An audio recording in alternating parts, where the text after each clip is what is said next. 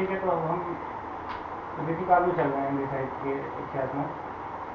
हम आदिकाल पढ़ चुके हैं, भक्तिकाल पढ़ चुके हैं और अब रीतिकाल की चर्चा कर रहे हैं। रीतिकाल के हमने देखा था कि 4 प्रमुख धाराएं थी। पहला हमने कहा था रीतिबद्ध, दूसरा हमने कहा था रीति सिद्ध, तीसरा कहा था रीतिमुक्त और चौथा था रीति इतर। रीति इतर इन तीनों से बिल्कुल भिन्न है। तो अभी तक हमने रीतिकाल में रीतिबद्ध, रीति सिद्ध को दोनों को कंबाइन करते हुए रीति काव्य की विशेषताएं देखी है और रीति मुक्ति की विशेषताएं देखी है, और सभी को कंबाइन करते हुए हमने रीतिकाल का क्या योगदान है, मतलब हिंदी साहित्य में उसके क्या दोष हैं, क्या गुण हैं, उन पर हम चर्चा कर चुके हैं। छोटा सा पार्ट उसका बचा हुआ है रीति इतर वाला, तो उसके बारे में हम कुछ चीज़ें देख लेते हैं।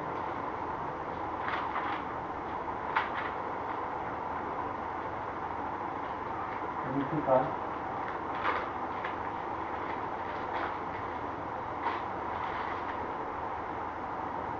वाला आपको छोड़कर एक बार से बनाना है। रीतिबद्ध,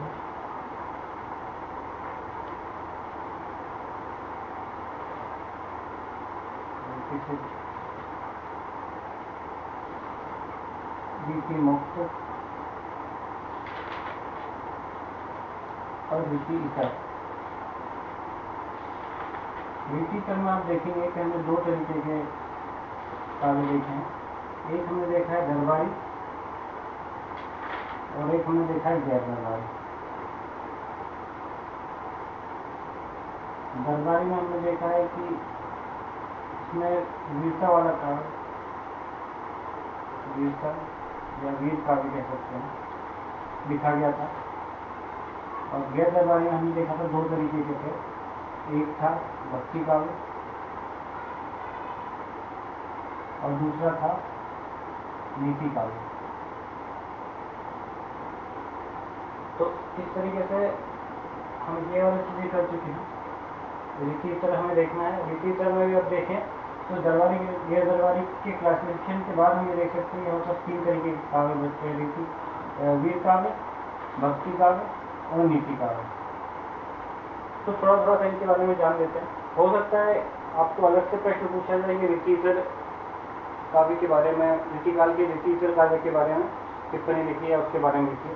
तो आपको ये वाली चीज़ें पता होना चाहिए कि इसके अंदर किस तरीके से डिवीजन है और जो अलग अलग काव्य हैं की प्रवृत्तियाँ क्या हैं। तो भक्ति काव्य के बारे में जानते हैं। भक्ति काव्य जैसे हमने देखा था कि भक्ति की जो धारा थी मध्यकाल के भक्ति काल में, वो पूरी तरीके से समाप्त नहीं हुई थी, वो चले आ रही थी। तो कुछ उसकी चीज़ें यहाँ पे भी मिल रही थी रीति काल में। तो वही जो था वही भक्ति काव्य था, गैर दरबारी तरीके का था। और इसके प्रमुख कवि आप देख लीजिए, दरिया साहब,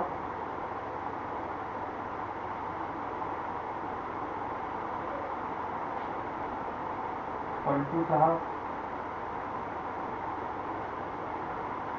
और आपके यादी साहब गोविंद सिंह।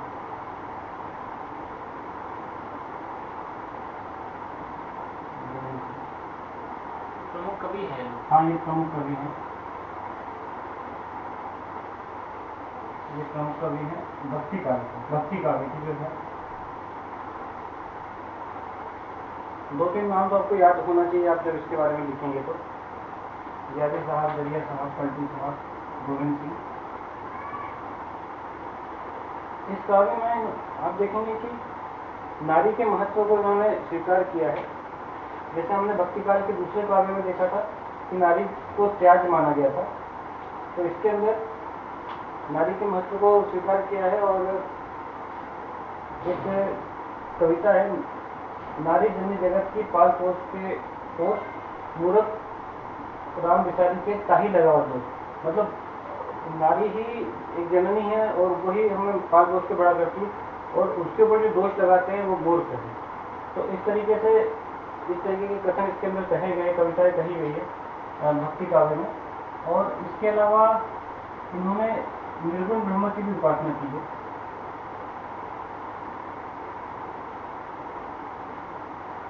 एक कविता है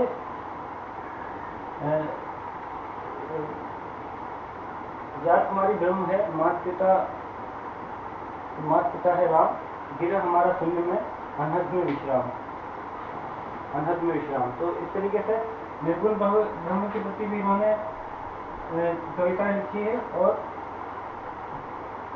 नारी के प्रति सम्मानजनक स्थिति आप कह सकते हैं, सम्मानजनक स्थिति ये बात करते हैं। तो इस तरीके से 2-3 प्रवृत्ति आप देख सकते हैं, क्योंकि बहुत ज़्यादा ये बड़ी काव्यधारा नहीं थी, एक छोटी सी काव्यधारा थी, तो उसके बारे में हम थोड़ा सा जानने की पर्याप्त होगा इस तरीके से, क्योंकि मुख्य तो इसके अंदर था रीति वाली चीज़ें। ये तो रीति का थी, रीति का भी एक छोटा सा भाग था भक्ति काव्य। तो ये प्रमुख कवि हैं, कुछ 2-3 चीज़ें हैं इसकी एक कविता आप याद करके रखिएगा। तो जब आप लिखते हैं रीति तक तो आप लिख देंगे तो बेहतर होगा। इसके अलावा नीति काव्य देखेंगे तो ये बड़ी आश्चर्यजनक और सुखद आपको बात पता चलेगी कि हिंदी साहित्य में पहली बार नीतिगत कथनों को स्वतंत्र रूप से इसी काव्यधारा में स्थान मिला है।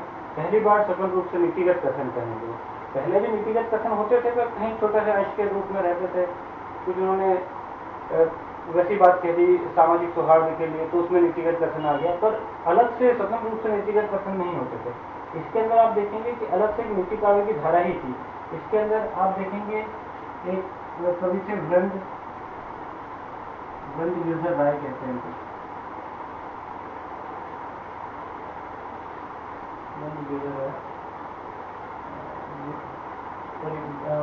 वृंद और गिरधर कवि राय, वृंद है और गिरधर कवि राय।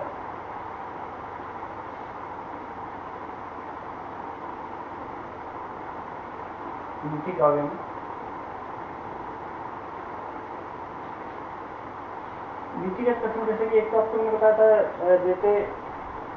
जैसे पाँव पसारिए जैसी रामी सोच, उस तरीके से ये भी वृंद का ही था। और एक था कि उन्होंने कहा था निर्बल सबल के सब साथी हैं, निर्बल का कोई न कोई, पवन जलावत दे आग को और दीप ही दे बुझा।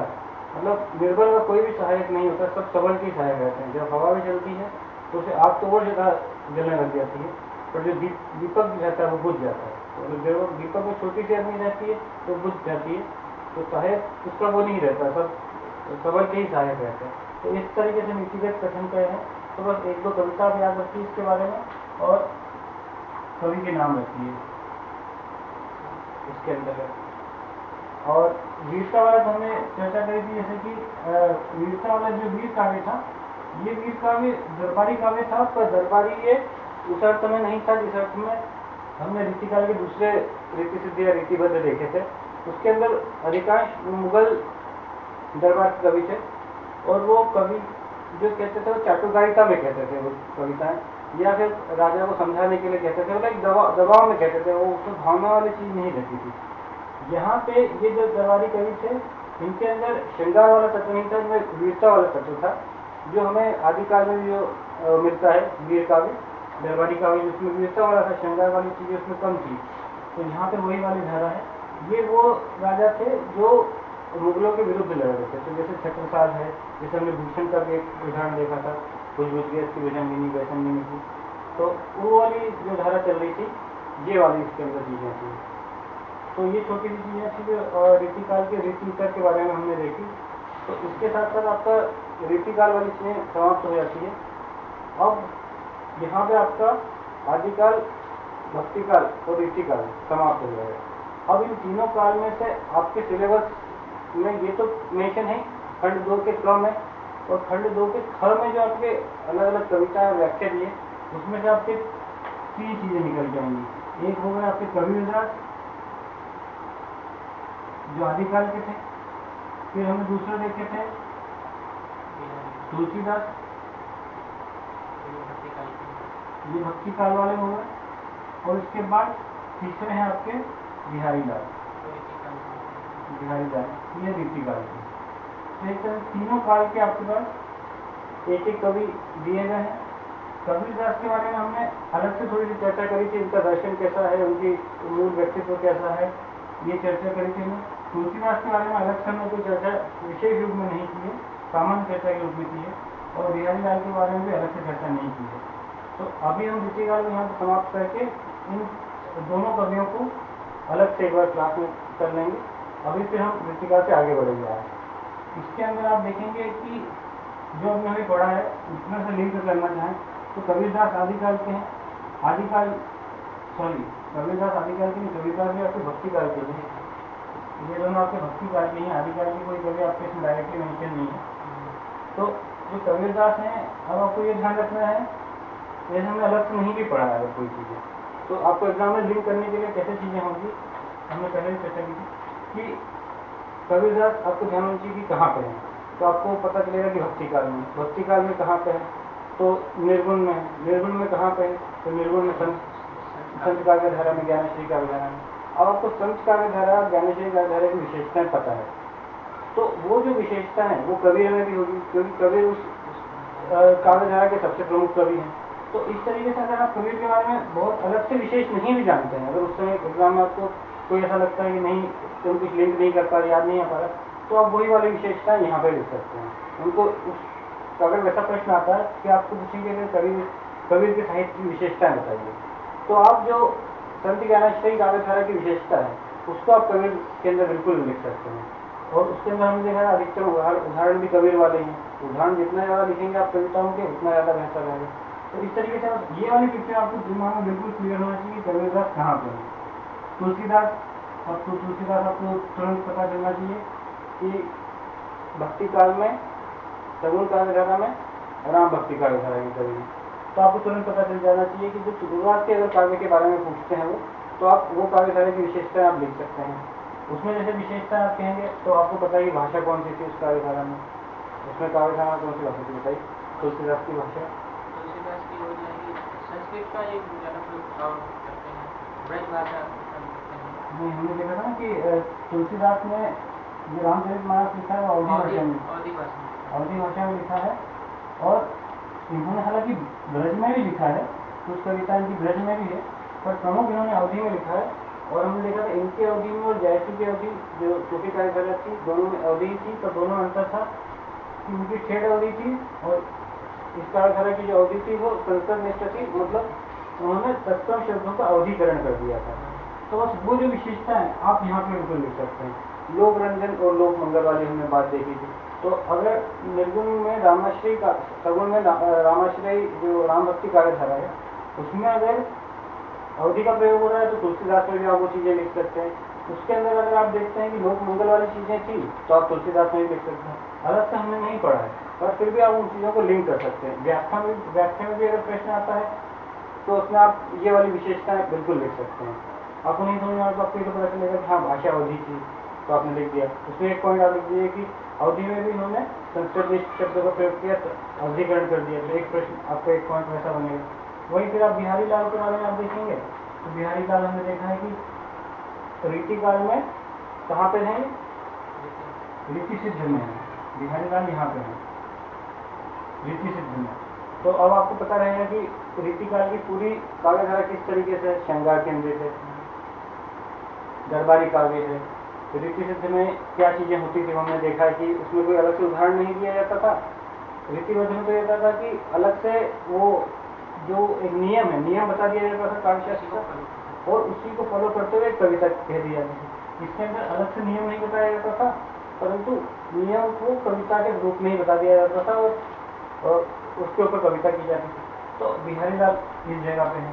तो जो चीज़ें रीति सिद्धि या रीति काव्य की विशेषताएं होंगी वही इसकी बिहारी लाल की विशेषता होंगी। जो उनके दोष होंगे पूरी काव्यधारा के वही बिहारी लाल के भी दोष होंगे। जो उनके योगदान होंगे हिंदी साहित्य में वो भी इनके ही योगदान होंगे। तो इस तरीके से आप लिंक करके करेंगे तो आपको एग्जाम के टाइम पे अगर आपको कंफ्यूजन होता है कुछ चीज़ें तो आप ऐसा फ्लो चार्ट याद रखिए, वाला जो शुरू में आपको बताया था। बिल्कुल कवि के नाम ध्यान रखिए, किस काव्यधारा में है, तो उसी को आप बस रिवाइज करते रहिए, तो आपका आधा काम तो वैसे ही हो जाएगा। तो इस तरीके से रीतिकाल हमारा कंप्लीट होता है।